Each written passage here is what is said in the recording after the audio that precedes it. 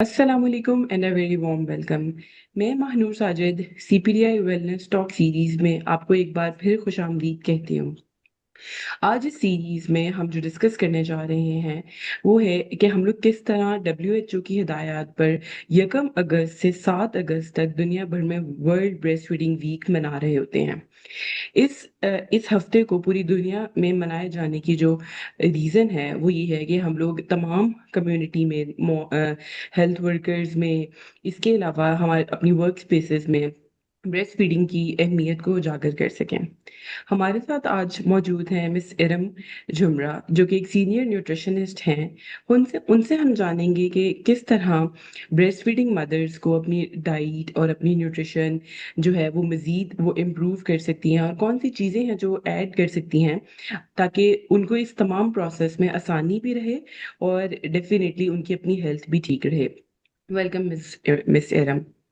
अच्छा मिस एरम, आपसे हम ये जानेंगे कि सबसे पहले तो आप हमें ये बताएं कि कौन से की न्यूट्रिएंट्स या कौन सी ऐसी न्यूट्रिशन है जो ब्रेस्ट फीडिंग मदर्स को अपनी डाइट में ऐड करनी चाहिए।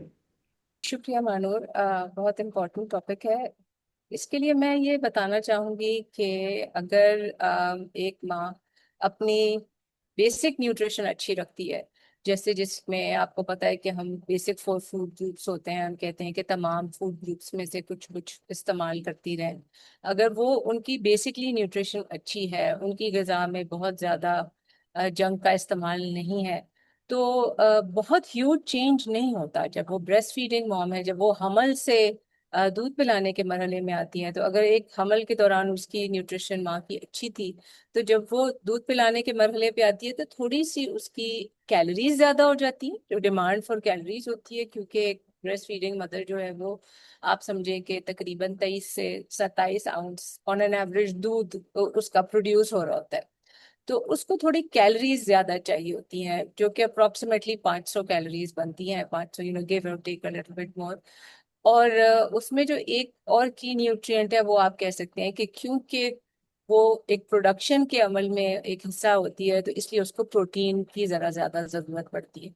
लेकिन हम इसको ये नहीं कह सकते कि कोई बहुत ज्यादा उसकी जरूरत चेंज होती है। अबाउट 500 कैलोरीज वो ज्यादा ले ले, तो divided in different food groups, तो वो उसके लिए काफी हो जाती है। मिस इरम, हम मोस्टली ऐसा कहते हैं कि अगर मदर की डाइट जो हो, मतलब ये इज इट अ मिथ हमारे कल्चर में या फिर ये एक्चुअल फैक्ट है कि मदर की जो डाइट है वो किस तरह आपके ब्रेस्ट मिल्क की क्वालिटी और सप्लाई को क्या अफेक्ट कर रही होती है। टू अ लार्ज एक्सटेंट इसको मिथ कह सकते हैं। ठीक है, इसकी वजह यह है कि अल्लाह सुब्हानहू तआला का निज़ाम यह है कि आप माँ का जो दूध है ना, वो बहुत कंप्लीट होता है। तो अब मदर की जो न्यूट्रिशन है, यानी आप ये समझिए कि at the cost of the mother, या माँ की हेल्थ खराब हो सकती है लेकिन दूध की क्वालिटी खराब नहीं होती। हाँ, ये जरूर है कि अगर उसकी हाइड्रेशन अच्छी नहीं है, या उसका पानी पीने का या लिक्विड्स पीने का जो अमल है वो ज्यादा नहीं है, तो उससे उसकी क्वांटिटी कम हो सकती है। ठीक है, लेकिन हमारे लिए जाहिर है कि ये अहम है कि माँ की सेहत और माँ की जो न्यूट्रिशनल इनटेक है वो अच्छी हो, क्योंकि माँ ने पूरे खानदान को लेके चलना होता है, बच्चे की देखभाल, खानदान की सारा कुछ करना होता है। तो हालांकि उसके दूध की क्वालिटी नहीं खराब होगी, लेकिन उसकी अपनी सेहत खराब हो सकती है। तो उससे फिर हम जाहिर है कि ये चाहेंगे कि माँ की सेहत अच्छी रहे। बिल्कुल सही, बिल्कुल सही। अच्छा, इसके अलावा मैं ये जानना चाहूँगी कि जब हम लोग न्यूट्रिशन पॉइंट ऑफ व्यू से बात कर रहे होते हैं न्यूट्रिएंट्स की डिफरेंट, तो हम लोग ये देख रहे होते हैं कि जैसे हमारी जो बैलेंस डाइट है उसमें हम लोग कुछ अमाउंट अपनी दूध से ले रहे हैं, कुछ अपनी कैलोरीज का इंटेक हमारा ग्रेन से हो रहा होता है, प्रोटीन से हो जी। रहा है, फैट्स हो रहा है। कोई पर्टिकुलर न्यूट्रिएंट्स जो है वो जिनकी रिक्वायरमेंट इस टेन्योर में थोड़ी ज़्यादा हो, या फिर कोई ऐसे न्यूट्रिएंट्स जिनकी थोड़ी ज्यादा हो, या फिर हम कहें कि फॉर एग्जांपल एक आम बंदा अगर दिन में 2 से 3 दफा दूध पी रहा है, तो क्या इस तरह है कि हम लोग जो ब्रेस्ट फीडिंग मॉम्स हैं उनको दूध पीने की जरूरत थोड़ी सी ज्यादा हो, या फिर कोई भी और पर्टिकुलर फूड ग्रुप जो हमें अपनी सर्विंग साइज वगैरह बढ़ाने की जरूरत हो। जी, बिल्कुल आप सही कह रही हैं मानूर। देखिए, दूध क्योंकि प्रोड्यूस हो रहा है ना, तो अभी हमने ये बात की कि कुदरत का निज़ाम ऐसा है कि माँ की सेहत खराब हो सकती है लेकिन दूध खराब नहीं हो सकता। तो अगर माँ जो है वो लैक्टेशन में या दूध पिलाने के अमल में दाखिल हुई है और वो दूध का इस्तेमाल या कैल्शियम का इस्तेमाल ज्यादा उसका नहीं है, या बहुत सारी बच्चियां, आपको पता है आजकल औरतें पसंद नहीं करती, लड़कियां पसंद नहीं करती दूध पीना, तो उससे क्या होता है कि उनकी अपनी जो कैल्शियम की या उनकी अपनी जो हड्डियां हैं वो कमजोर होती जाती है। तो सब्सिक्वेंट जो उनकी प्रेगनेंसीज होंगी, एक बच्चा है फिर दूसरा फिर तीसरा, तो उनके पास स्टोर्स नहीं बचेंगे अपने लिए। तो इसलिए उनकी अपनी ग़िज़ाई ज़रूरत ये ज़रूर है कि वो मिल्क का या मिल्क प्रोडक्ट्स का इंटेक थोड़ा सा अपना बढ़ा लें। अगर एक आम शख्स, और मैं आपको फ्रैंकली बताऊं कि आम तौर पर औरतें बिल्कुल भी इंटेक नहीं कर रही होती, अगर कोई कर रही है, एक दफ़ा कर रही है, तो उसको कम से कम 2 बार कर लेना चाहिए। अगर वैसे ऑन ऑप्टिमल लेवल अगर 3 दफ़ा इनटेक हो जाए मदर का, तो बहुत ही अच्छा है। दूध से 2 चीजें उसकी फुलफिल हो रही हैं, एक तो उसका हाइड्रेशन भी फुलफिल हो रहा है, याद रहे कि वो पानी का इंटेक और हाइड्रेशन का इंटेक बहुत इंपॉर्टेंट है। दूसरा ये कि अगर वो दूध ले रही है या दही ले रही है तो उसके अंदर उसको प्रोटीन भी मिल रहा है, उसको कैलोरीज भी मिल रही हैं, और साथ में उसको वो माइक्रो न्यूट्रिएंट सारे मिल रहे हैं जो हड्डियां बनने के अमल में और उसमें बहुत अहम होते हैं। तो ये उसका सेफ गार्ड हो जाता है।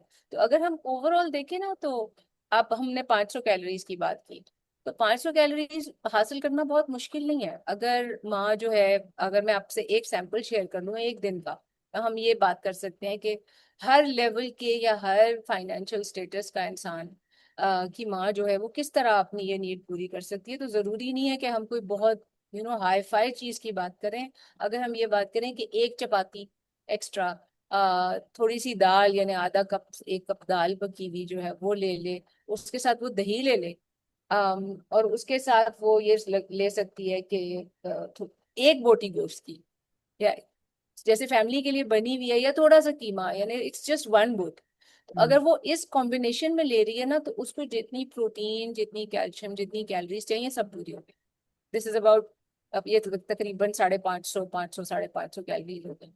तो वो अपने दिन की इनटेक जो वो लेती है, जो जनरली वो ले रही है, उसमें अगर वो इतना भी इजाफा कर लेती है तो उसके लिए काफी। 550, 500, 550 कैलोरीज होते हैं। तो वो अपने दिन की इनटेक जो वो लेती है, जो जनरली वो ले रही है, उसमें अगर वो इतना भी इजाफा कर लेती है तो उसके लिए काफी। बिल्कुल सही। अच्छा, मैं सर, बहुत सारे जब क्लिनिकल प्रैक्टिसेस भी एक एज अ न्यूट्रिशनिस्ट भी ऑब्जर्व किए जा रहे होते हैं, तो एक सामने बात आती है कि बच्चों को, क्योंकि 2-3 माह की उम्र में बहुत ज़्यादा कॉलिक, जिसको आप गैस कह लें, इस तरह के इश्यूज शुरू हो जाते हैं। तो उसकी वो मदर कहीं ना कहीं अपने आप को, अपनी डाइट को बेसिकली ब्लेम कर रही होती है कि शायद कॉलिक बच्चे को इसलिए हो रहा है क्योंकि मैं सही नहीं खा रही हूँ। और उसके रिजल्ट में एक माँ जो है वो या कम खाने लगेगी या फिर सही नहीं खा रही होगी, या दूध पीने से मुझे गैस होती है, दूध पीना छोड़ देगी।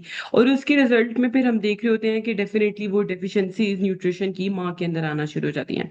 इसके बारे में आपका क्या कमेंट होगा कि हम इसको किस तरह डील कर सकते हैं? हमें ये समझना चाहिए कि बच्चे भी जो है वो एक बड़े स्टेरल एनवायरनमेंट से आए होते हैं। अल्लाह ताला ने उनको एक बड़ी स्टेरल एनवायरनमेंट में रखा होता है, और फिर उसके बाद वो बाहर जब आते हैं छोटे बच्चे, उनकी कुव्वत मुदाफियत बन रही होती है। ठीक है, वो भी डिफरेंट चीज़ों को इनकाउंटर कर रहे होते हैं, इसकी वजह से उनको उनके काफ़ी रिएक्शंस ऐसे हो रहे होते हैं। ज़रूरी नहीं है कि वो माँ की ही डाइट हो जिसकी वजह से बच्चा फसी हो या बच्चा कॉलिक हो। ठीक है, क्योंकि कॉलिक में हर चीज जो है वो माँ की डाइट से नहीं ट्रेस की जा सकती ऑन अ लार्ज लेवल। हमारा ये ख्याल है कि इससे अफेक्ट नहीं होता। अगर किसी माँ को ये फील होता है कि कोई खास चीज खाने से उसका बच्चा ज्यादा फंसी रहता है, तो वो ये कर सकती है कि वो उस चीज को अपनी डाइट से 3-4 दिन के लिए निकाल कर चेक कर ले। ठीक है, और फिर उसको लगे कि अगर बच्चे में बहुत ज्यादा फर्क पड़ रहा है तो वो उसको उसकी जगह सब्स्टिट्यूट कर सकती है। अच्छा, ऐसे में जैसी माएँ हैं वो कहती हैं कि हमें गैस होती है दूध पीने से, तो उनकी गैस से बच्चे को गैस नहीं होती। सबसे पहले तो ये चीज समझने की, अगर आपको गैस हो रही है इसका ये मतलब नहीं है कि बच्चे को भी उसी वजह से हो रही है, नंबर 1। नंबर 2, दूध छोड़ देना तो काफी नुकसानदेह होगा उनके अपने लिए भी और अगले बच्चों के लिए भी। तो बेहतर ये है कि वो उसको सब्स्टिट्यूट कर लें। अगर दूध से तकलीफ महसूस कर रही हैं, पहले तो चेक करें, क्योंकि दूध सबसे कंफर्टेबल और आसान है, उसमें कम से कम काम करना पड़ता है। दही का ये है कि ऑब्वियसली आपको थोड़ी सी एहतमाम करना पड़ता है, उसको जमाना पड़ता है। तो उसमें ये कि आप देख लें, अगर आपको लगे कि हाँ दूध ही की वजह है, हो सकता है कोई और हो। अक्सर माएँ कहती हैं कि कोई खास सब्जी खाने से उनको हो जाता है, कॉमन टर्म है जिसे बादी कहा जाता है, गैस हो जाती है, कुछ किसी कुछ कहती हैं फलियों से हो जाती है, कभी वो कहती हैं गोभी से हो जाती है। तो वो उसको कुछ दिन के लिए छोड़ के देख सकती हैं, लेकिन ये याद रखें कि उसकी ग़िज़ाइयत बहुत अहम है। उसको किसी और सोर्स से ले लें। अगर दूध रोक रही हैं तो दही का इस्तेमाल लाजमी कर लें। तो ये तरीका हो सकता है। अच्छा, ब्रेस्ट फीडिंग की जो सप्लाई है, हमारे मिल्क की सप्लाई और ओवरऑल हम पूरे, क्योंकि ये साल 1.5 साल 2 साल का अमल होता है, इसमें हम चाहेंगे कि आप तमाम वो स्पेशल मदर्स या मदर्स टू बी जो सुन रही हैं, उनको आप एक स्पेसिफिक ताकीद करें हाइड्रेशन पे, कि हाइड्रेशन कितना इंपॉर्टेंट रोल प्ले कर रही होती है। ठीक है, बिल्कुल आप सही कह रही हैं। देखिए, सबसे अहम चीज जो है ना वो हाइड्रेशन है। ठीक, और हाइड्रेशन जो है, क्योंकि उसका एक सिंपल सा फॉर्मूला ये होता है कि आपने जितनी बार अपने बच्चे को दूध पिलाया है, आप उतनी बार 1 गिलास पानी का पी लें एडिशनली। ठीक है, तो वो उस तरह भूलता नहीं है, क्योंकि अक्सर माएँ भूल जाती हैं फिर बाद में। तो पास पानी रखें। बेहतरीन हाइड्रेशन का तरीका है ही पानी। इसके अलावा कोई किसी चीज की टेक्निकली हमें जरूरत नहीं होती। अच्छा, एक तो आपने क्या करना है, पानी की बोतल अपने पास रखनी है। जितनी दफा आपने दूध पिलाया है, चाहे रात है चाहे दिन है, आपने 1 गिलास पानी का पी लिया।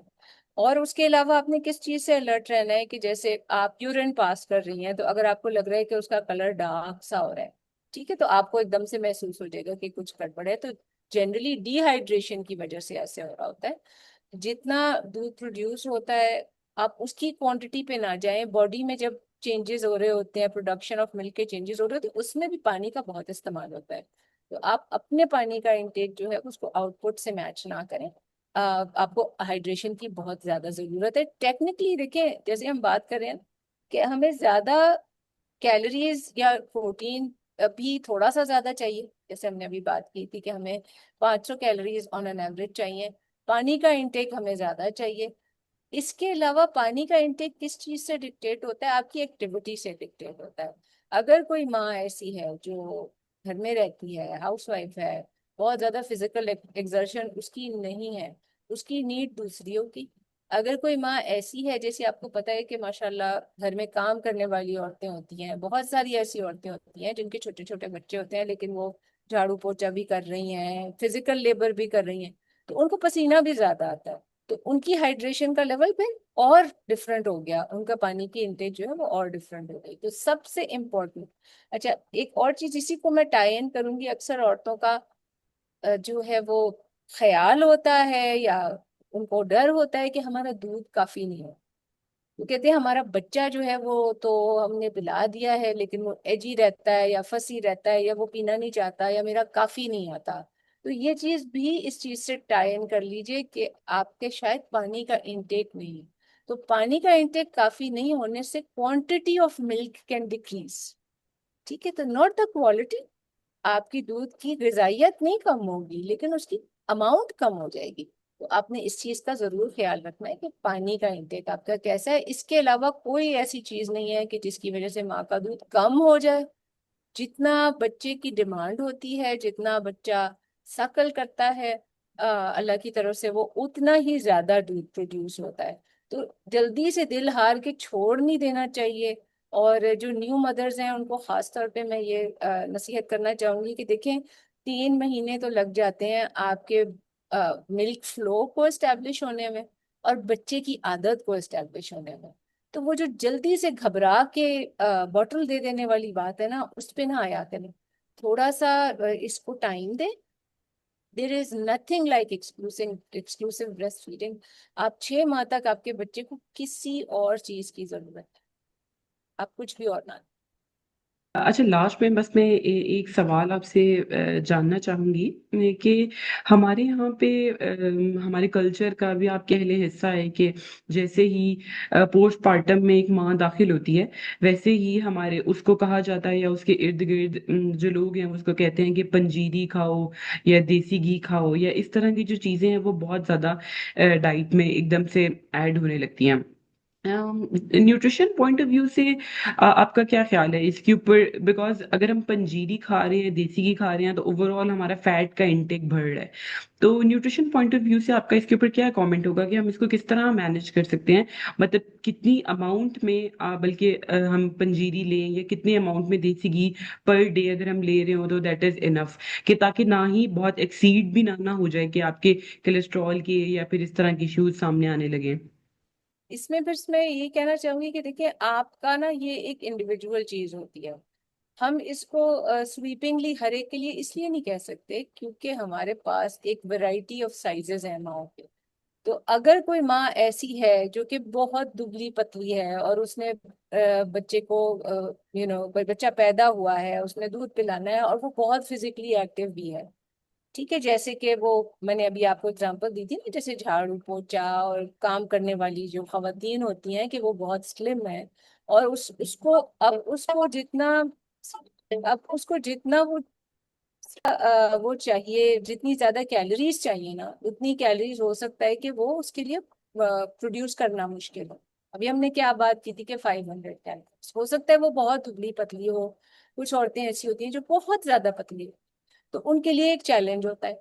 उनके लिए ऐसी हैवी चीजें खाना जिसमें देसी घी है या पंजीरी है, it might not be a bad idea. लेकिन ऑन एन एवरेज जो मेजोरिटी हमारे यहाँ है वो बहुत पतली दुबली नहीं होती।